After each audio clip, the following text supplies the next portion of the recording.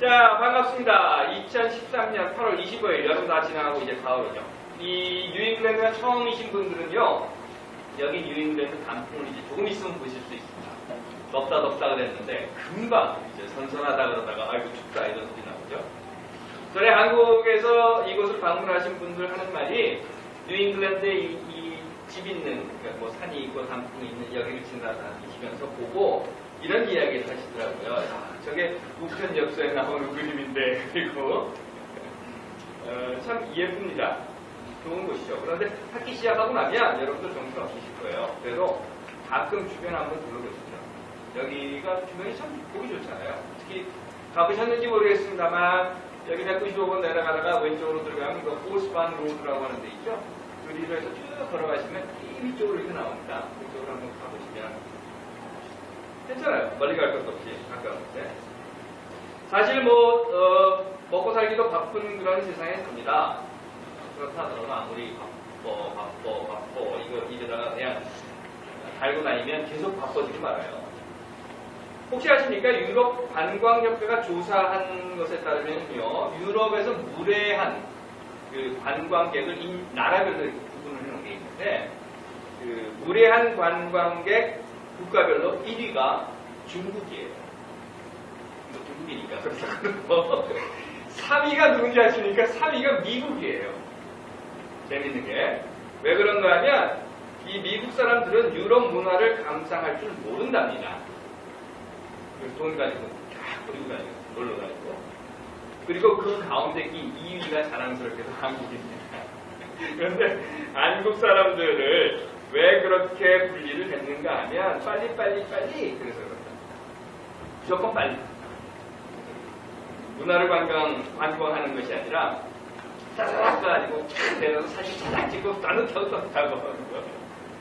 여러분도 잘 아시는 거예요. 제가 그렇게 좋아하지 않는 영화 중에요. 그 프리티 워먼이라는 영화가 있어요.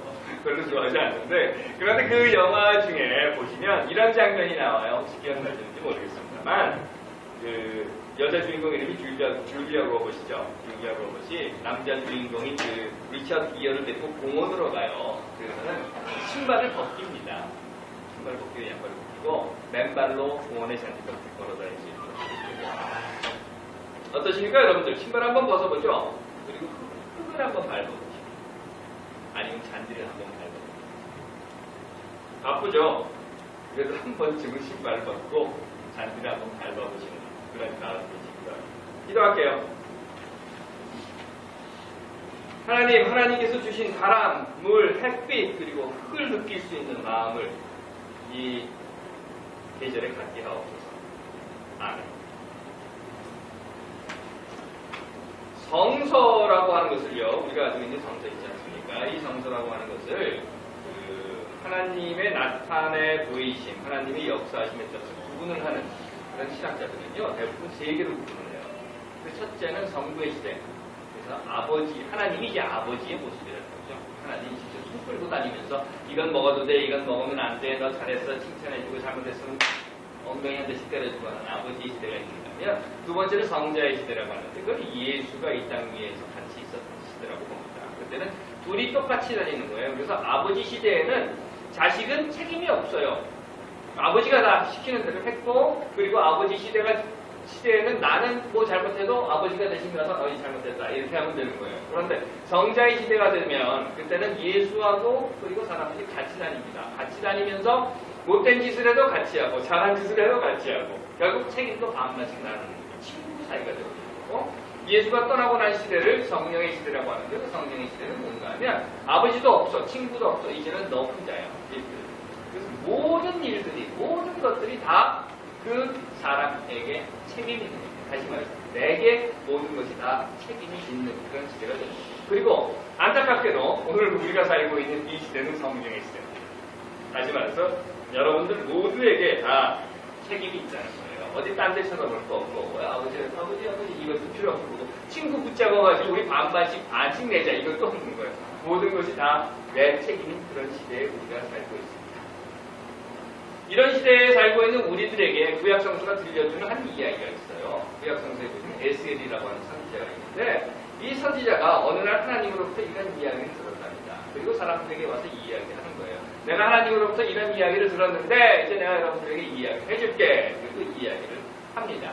이 이야기가 뭔가 하면 옛날 어느 곳에 한 마을이 있었는데요. 그 마을 가까이에 원수로 지내는 사람들이 살았다고 해요. 여기 마을이 하나 있었고 여기도 마을이 하나 있었는데 그런데 이 둘이 원수인 거예요. 근데 이 원수가 정말 왼수예요. 그래서 시도 때도 없이 쳐들어오는 거예요. 아무 때나 칼 들고 총 들고 창 들고 돌 들고 우리가 쳐들어와서 막 때리고 부시고 빼앗아가고 죽이고 그러는 거예요. 하도 얻어맞다 보니까 이 사람들이 무슨 생각을 했는지 하면 자다가도 얻어맞아, 먹다가도 얻어맞아, 또 화장실에 앉아있다가도 막 쳐들어와서 때리고 그러니까 안 되겠다. 이제 이 원수들이 우리에게 쳐들어오기 전에 먼저 좀 우리가 알았으면 좋겠다. 그래서는 여러분들 잘 알고 계시는 조기경보체를 만듭니다. 조기경보체제를 만들려면 경보기가 있어야 하죠. 그런데 경보기가 없으니까 어떻게 됩니까? 파수꾼을 세우는 거예요. 좋다. 그럼 우리 중에서 파수꾼을 만들자.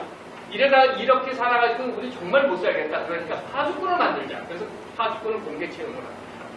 공모를 했어요. 파수꾼의 조건이 있죠. 일단 눈이 좋아야 돼요. 눈이 좋아야 멀리서 누가 쳐들어오는지 안 쳐들어오는지 볼 거 아닙니까? 이렇게. 그래서 눈이 좋아야 하고 눈이 안 좋으면 최소한 만원경 사용법은 알아야 되는 거예요. 전에 어느 사진 보니까 이명박이가 만원경을 거꾸로 이렇게 쓰는데 그렇게 쓰면 안 되고 똑바로 만원경을 쓸 수 있는 최소한 만원경을 사용하는 그런 법은 알아야 하는 겁니다.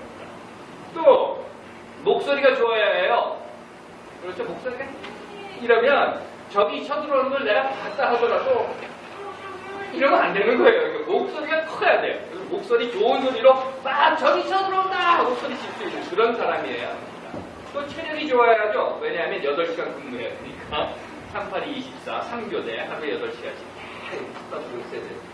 또 한 가지는 성실해야 합니다. 왜냐하면 파수꾼으로 망대에 올라가가지고 이렇게 쏟아보고 늘 거기를 8시간 동안 쏟아보고 있어야 하는데 그 성실함이 없다고 하면 그래서 파수꾼이 망대에 올라서 이쪽도 저쪽도 이렇게 쏟아보지 않고 거기서 스마트폰 하고 있으면 안 되는 거예요. 성실함도 있어요. 드디어 이런 사람을 찾았어요. 그래서 마을에서 3명을 이제 뽑아가지고 8시간 교대 근무를 시켰습니다. 그리고 나니까 이제 마을 사람들이 마음 놓고 잠도 잘 수 있고 목욕도 할 수 있고 왜냐하면 예전에는 막 머리 감다가 적군이 온다 그러면 눈에 물 비누들한테 뛰어나와야 했는데 이제는 멀리서 적군이 오는 걸 미리 아는 거예요. 외쳐주니까 목욕도 마음대로 하고 화장실도 마음대로 가고 잠도 마음대로 자고 이렇게 할 수 있었다는 거예요. 그러다가 어느 날 망대에 있는 파수꾼이 딱 보니까 저 멀리서 먼지가 팍 일어나는 것이 적군이 쳐들어오는 거예요. 그래서 외치는 거예요. 적군이 쳐들어온다! 그렇게 마을 사람들이 다 와! 적군이 쳐들어오는구나! 하고 준비를 했어요. 적군이 자기 마을 가까이 왔을 때는 이미 창도 들고 칼도 들고 방패도 들고 모든 걸 다 준비하고 이제 쫙 대비를 했던 겁니다. 그래서 적군이 와가지고 그 왼수들이 와서 딱 보니까 전에는 다 허둥지둥거렸는데 이제는 준비를 딱 하고 있거든요. 야, 안 되겠다. 지금 싸우면 우리가 지겠다. 그리고 그냥 가버렸어요. 그 다음 때 어느 날이 또 되었습니다. 적군이 또 쳐들어왔어요. 그래서 이 파수꾼이 망대에 있었던 파수꾼이 외치는 겁니다. 적군이 쳐들어온다 하고 나팔을. 그런데 마을 사람들이 그 이야기를 딱 듣고 나서 뭐라고 생각을 했냐면 야, 지난번에 적군이 쳐들어왔을 때도 뭐 괜찮았어. 한 30분 이거 마저 하고 머리 감는 거 마저 다 감고 밥 먹는 거 다 마저 다 먹고 그리고 하도 괜찮을 것 같아. 그리고 늑장을 그렸습니다. 어슬렁어슬렁 게으름을 피웠습니다.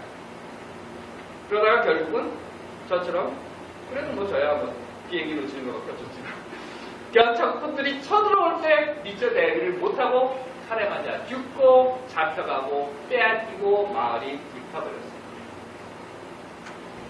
자, 여기에서 에스겔은 뭐라고 이야기를 하냐면 파수꾼이 경고를 해서 그 경고를 듣고 마을을 지켰으면 모두가 다 잘 됐어. 그런데 파수꾼이 경고를 했음에도 머리 감느라고 늦게 나오고 밥 먹느라고 늦게 나오고 그래서는 적군의 침입을 받아 죽었어. 그러면 누구의 책임이지? 누구의 책임이지? 대비하지 않은 그 사람들의 책임이죠. 경고를 듣고도 대비하지 않는 사람들의 책임이죠. 그런데 그 다음 어느 때 또 원수들이 쳐들어왔어요. 봄날에. 나른한 봄날에. 점심 먹고 파수꾼이 이렇게 보고 있다가 하니까 졸았어요. 아니면 뭐 스마트폰을 했든지. 그래가지고는 적군이 오는 걸 못 본 거예요. 마을 사람들은 다 같이 뭐라고 생각을 했는가 하면 파수꾼이 외치거나 나팔을 불면 그때 우리가 뛰어나가서 대비를 해야지 하고 자기 생업에 종사하고 있었는데 파수꾼은 이러고 있다가 그냥 자버리는 거예요. 그래서는 적군이 오는 걸 몰랐어요. 원수가 쳐들어오는 걸 몰랐어요. 어느 순간에 갑자기 원수가 들이닥쳐가지고 다 죽이고 빼앗고 불살라버렸어요. 이러면 왜 책임이냐 하는 겁니다. 그 이야기를 에스겔이 하나님으로부터 듣고 지금 백성들에게 하는 거예요. 자, 누구의 책임입니까? 그리고 나서 하나님은 에스겔에게 이렇게 이야기합니다. 인자야, 내가 너로 이스라엘 족속의 파수꾼을 삼은같이 이렇게 내게 말한다. 그러므로 너는 내 일의 말을 듣고 나를 대신해서 그들에게 경고해. 2000 몇백 년 전 이야기고요. 그렇다면 오늘 한번 보죠. 2013년 8월 25일. 맞죠? 섹스 슬레이브로 끌려가는 16살 이하의 여자아이들이 1년에 수백만 명. 모르겠습니다. 매 순간순간 영양실조로 죽어가는 어린아이들의 숫자가 얼마인지 그것도 잘 모르겠어요. 세계 인구의 1%가 쥐고 있는 전 세계의 자원 이 몇 퍼센트인지 글쎄요. 너무 큰 것이라 아니 너무 멀리 있는 거라 라고 상관없을지도 모르겠습니다. 미국이 한 해에 사용하는 군비가 얼마인지 이게 보통 그래요. 1불 깎아주고 2불 깎아주는 쿠폰 같은 거는 열심히 모으지만 이게 무슨 뭐 트리리언 달러 그러면 그 사람은 무슨 소리인지는 모릅니다. 그런 세상에서 아니 좀 가까이 옵시다. 너무 멀리 갔습니다. 좀 가까이 옵시다. 광복 68년을 건국 65년이라고 우기는 세상에서 또는 국정원 선거 개입을 당연시하고 있는 세상에서 전두환이 왜 나만 가지고 그래 이러는 이 세상에서 그렇다면 누가 파수꾼이 누가 파수꾼이 될 수 있습니다. 아니 하나님께서 누구에게 파수꾼이 되라고 말씀하셨습니다. 눈 좋은 사람, 귀 좋은 사람, 목청 좋은 사람, 정치한 사람 8시간 동안 서 있을 수 있는 사람? 박근혜가 대통령 나온다고 했을 때 말이죠. 동네 할머니들이 모여앉아서 이런 이야기를 하셨다고 해요. 에이, 그래도 어떻게 박근혜가 대통령이 될 수 있어? 지만이가 해야지. 아들이니까. 이런 사람들은 파수꾼이 못 됩니다. 그렇죠? 이런 분들은 어때요? 가스통 할배. 파수꾼이 못 되죠. 대한민국 어버이 연합. 소문에 따르면 한 번 나오면 5만원씩 준다고 하는데 파수꾼이 될 수 있을까요? 아니면 원세훈, 남재준, 또 김용판, 다림막 뒤에 숨은 국정원 댓글력 또 뭐라고 했죠? 권은희 수사관장에게 내가 대한민국 경찰이냐 광주의 경찰이냐 하고 말했다는 조명철 그들이 파수꾼이 될 수 있습니까? 저는 이렇게 생각합니다. 결론은 여러분들이 파수꾼이고 바로 여러분 눈이 좋아서가 아니라 목청이 좋아서가 아니라 체력이 좋아서 8시간 동안 서 있을 수 있어서가 아니라 바로 여러분들이 알기 때문에 여러분들이 최소한 민주주의가 무언가를 알고 여러분들이 자유가 무엇인가를 알고 여러분들이 국민의 권리가 무엇인지를 알고 여러분들이 민족의 역사를 배웠고 무엇이 옳고 무엇이 그른가 어떻게 하는 것이 정의인가를 여러분들이 알고 있기 때문에 여러분들이 바로 파수꾼입니다. 그리고 에스겔에게 하시는 하나님의 음성은요 바로 지금 우리들에게 하는 이야기예요. 너희들이 파수꾼이다. 너희들이 알려야 한다. 무엇을 옳고 그른 것을 외쳐라 하는 이야기. 어떻게? 난 지금 여기 미국에 있는데 한국 사람보다 더 미국 사람들을 많이 만나고 사람보다 짐승이 더 많은 동네에 나는 지금 살고 있는데 내가 뭘 어떻게 외칠 수 있을까? 내가 이 195번 선상에 아니면 저기 스타벅스 앞에 촛불을 들고 거기서 촛불 시위를 하고 있을까? 하나님께서 사랑하시는 여러분, 하나님의 명령입니다. 내가 파수꾼이다. 아니 이 시대의 명령입니다. 여러분들이 사는 이 세상의 명령인 거예요. 내가 파수꾼이다. 우리가 파수꾼이다. 보도에 보니까 국정원 여직원 아이디 40개 가지고 있었다고 하는데 여러분 아이디 4개쯤 갖고 계시지 않으세요? 최소한? 조금 더 될 거예요. 한 8개쯤은. 안 쓰는 아이디까지 다 써보면 한 10개쯤 될 겁니다. 난 지금 아무것도 할 수 있는 것이 없다. 이제 또 학기 시작했다. 온몸에 지금 긴장이 잔뜩 들어서 뭔가 다른 걸 생각할 여유가 없다. 난 지금 돈도 없다. 능력도 없고. 나는 아직 박사도 아니야. 박씨밖에 안 됐어. 나는 잘나지도 못했고 또 뭐 표창원이나 김어준 정도 돼야 말 한마디 하면 그게 참 파급 효과가 있을 텐데 이 시골 동네에서 내가 이 이야기 해봐야. 그래서 난 파수꾼이 될 수가 없어. 난 외칠 수가 없어. 그렇게 생각하시는 거예요. 외치실 수 없으면 댓글이라도 하십시오. 무엇이라도 합시다. 그 방법은 여러분들이 아십니다. 다만 한 가지 이런 이야기. 우리가 이 세대의 이 역사 속에 파수꾼입니다. 부담되시죠? 부담되라고 제가 말씀드렸습니다. 기도할게요. 하나님, 이 세대에 우리를 파수꾼으로 부르셨습니다.